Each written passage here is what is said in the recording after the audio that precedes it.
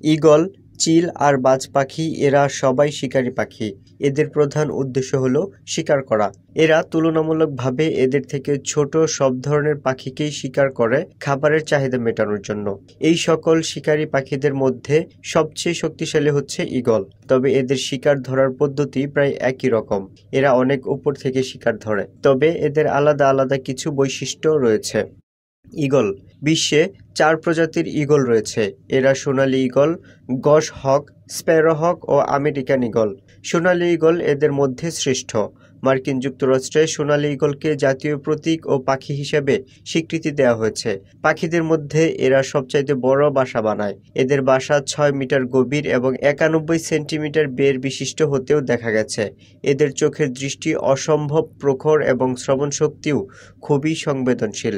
যে কোনো পাখি, খরগোশ ও ইঁদুরসহ ক্ষুদ্র প্রাণী এবং পানির উপরে ভাসমান মাছ ও জলজ সাপকে এরা তীব্র বেগে উড়ে এসে পায়ের ধারালো নখে বর্ষার মতো গেঁথে ফেলে। তারপর উড়ন্ত অবস্থায় অথবা কোনো ডালে বসে ধারালো বাঁকা ঠোঁট দিয়ে ছিঁড়ে ছিঁড়ে খেয়ে ফেলে জীবন্ত শিকার। ঈগল পাখির গায়ের রং বাদামি, সোনালী ও সাদা রং মিশেল।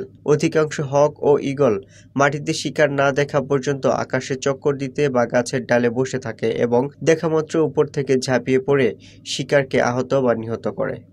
বাজ।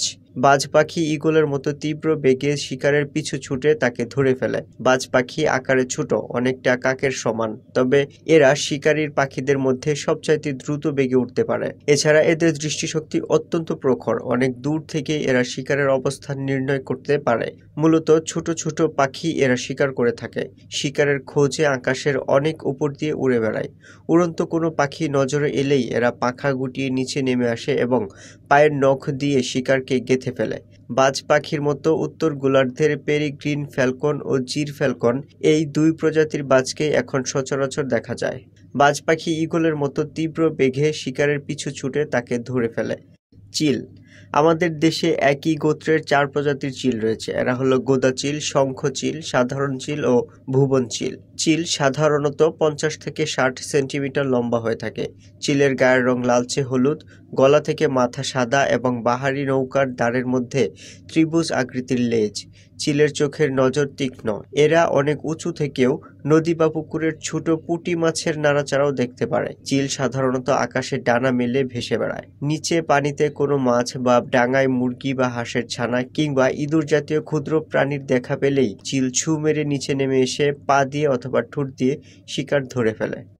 অনেকের মনে হয়তো প্রশ্ন আসতে পারে, এদের উদ্দেশ্য যদি শিকার করা হয় তাহলে এরা শিকার থেকে কয়েক কিলোমিটার উপরে আকাশে উড়ে বেড়ায় কেন? শিকারের কাছাকাছি থাকলেই তো পারে। পাখিগুলো অনেক বোকা, তাই না?